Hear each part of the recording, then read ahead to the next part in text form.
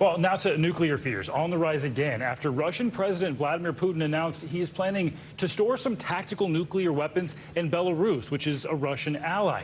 The move could be the first time since the mid-90s that Russia deploys nuclear weapons outside its borders. Tactical nukes, by the way, are not meant to, say, destroy cities. They're used for battlefield gains, concerning nonetheless. So joining us now for more on this, NBC News White House correspondent Allie Raffa. Allie, good morning. Thanks for being here. So we know the United States has also been storing some of its nuclear weapons across Europe for quite some time now. Walk us through this plan that Russia has. Is it any different than what the U.S. is doing?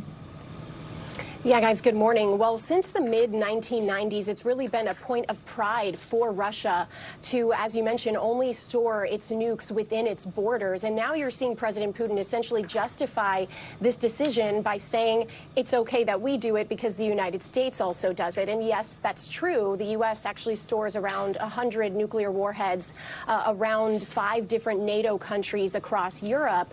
But that is something that President Putin has condemned, saying that it violates a nuclear non-proliferation treaty. He's condemned that multiple times in the past. So the fact that he's flip-flopping here and justifying his decision by equating it to the U.S.'s moves at a 30,000-foot perspective is significant because at its core, it's showing that President Putin has reached a point where he is willing to break from tradition and try these new things to tighten Russia's grip around Ukraine, guys. So, Allie, what's the reaction been like from NATO and the United States to this move? It's hard to see it as anything other than an escalation.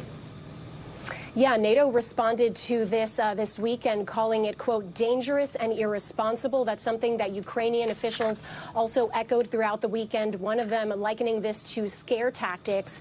And U.S. officials are saying, yes, this is significant if it does happen, but they're sort of tamping down concerns because they say they haven't seen evidence of it just yet. And they're also remembering some key context here, the fact that Russia and Belarus have talked about doing this for some time now. So this wasn't all too surprising for U.S. officials who have been monitoring every step of this war since it began.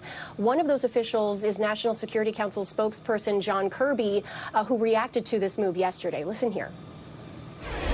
I can tell you that we've seen nothing that would indicate Mr. Putin is preparing to use tactical nuclear weapons in any way whatsoever in Ukraine. And I can also tell you that we haven't seen anything that would cause us to change our own strategic nuclear deterrent posture.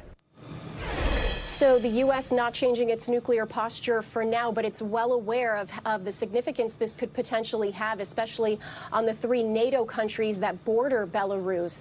So it's going to be interesting to see if this does happen, how the United States' approach to it changes potentially. Could we see more aid packages to Ukraine? Could we potentially see more sanctions against Belarus or Russia if this does indeed happen, you guys?